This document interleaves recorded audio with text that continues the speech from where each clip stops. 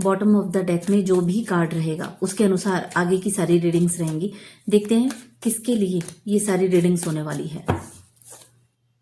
इस समय जितने भी लोग अकेलापन महसूस कर रहे हैं, जिनको ऐसा लग रहा है कि उन्हें कोई रास्ता नजर नहीं आ रहा है, ना कोई इंसान है जो उनकी समस्या को सुने, समझे, उनकी सहायता करे, हर प्रकार से अकेलापन आपको महसूस हो रहा है।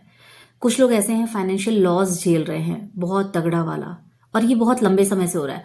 कुछ लोगों के लिए 5 साल का समय भी हो सकता है, कुछ लोगों के लिए 5 महीने, पिछले 5 महीने इतने वर्स्ट गए हैं कि उनको समझ में नहीं आ रहा है कि उनकी लाइफ में आखिर चल क्या रहा है, सिचुएशन ठीक कैसे होगी।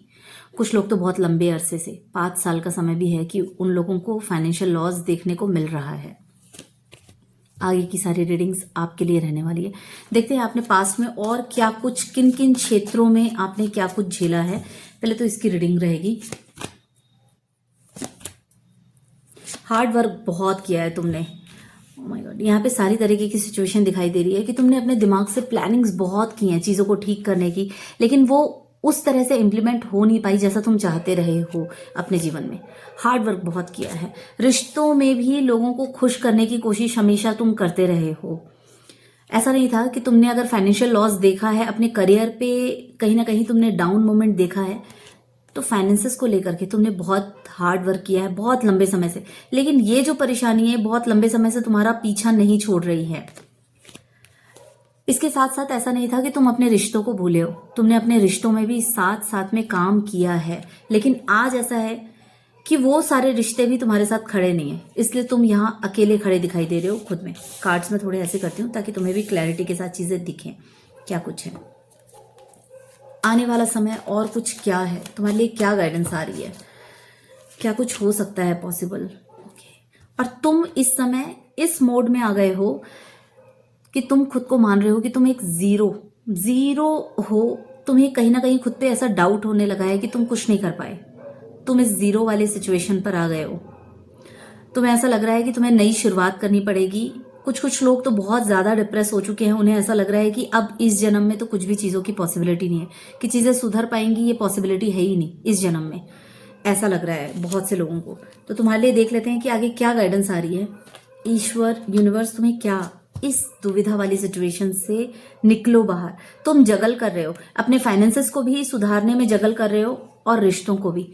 तुम बहुत ज्यादा प्रैक्टिकल नहीं हो, तुम अपने इमोशंस को भी लेकर के चलने वाले इंसान हो, और साथ साथ में मतलब तुम ना चारों तरफ ऐसा चाहते हो कि बस सब कुछ ठीक हो जाए, पैसों से जुड़ी हुई समस्या जो है वो भी ठीक हो जाए, और तुम्हारे रिश्ते जो है कहीं ना कहीं पीछे छूट गए हैं। जिन लोगों ने तुम्हें पीछे छोड़ दिया उनके लिए भी तुम ये सोच रहे हो किसी ना किसी तरीके से बस चीजें ठीक हो जाए।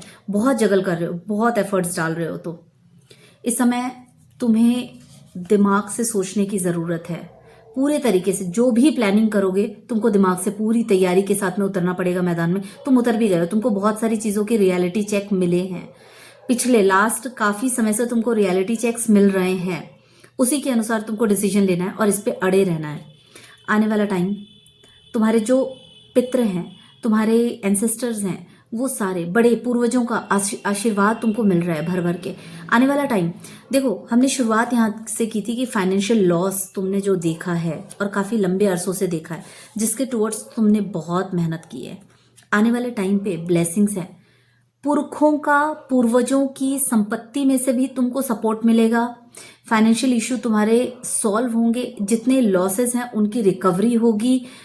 उनकी कृपा और उनका आशीर्वाद तुमको भर भर के मिल रहा है।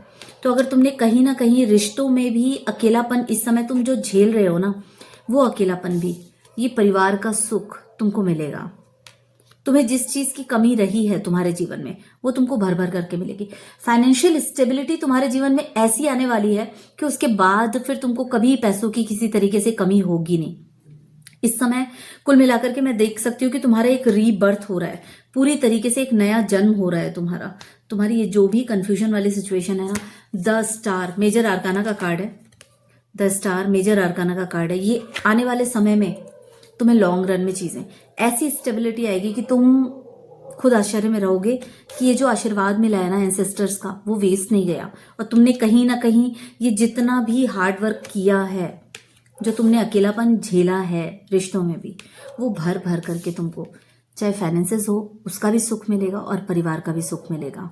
तो इस समय तुमको पूरे तरीके से, अगर तुम्हारा ओवरऑल इसको समअप करते हुए गाइडेंस देखा जाए, तो तुमने शुरुआत तो यहाँ से की थी, एक पेज की एनर्जी के साथ में बुद्धि लगाते थे, लेकिन पेज की एनर्जी थी, एक चाइल्डिश एनर्जी थी, और तुम यहाँ पहुंच चुके हो, एक क्वीन की एनर्जी में पहुंच चुके हो तुम, जहां तुम्हारे डिसीजन जो है वो स्टेबल हैं, स्थिर हैं, जहां तुम डगमगाते नहीं हो।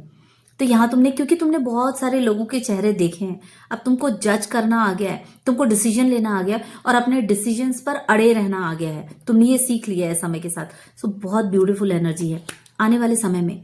और अगर इसको हम समअप करें और टाइम लिमिटेशंस देखें तुम्हारे लिए, आने वाला 10 महीना तुम्हारी ट्रांसफॉर्मेशन हो रहा है।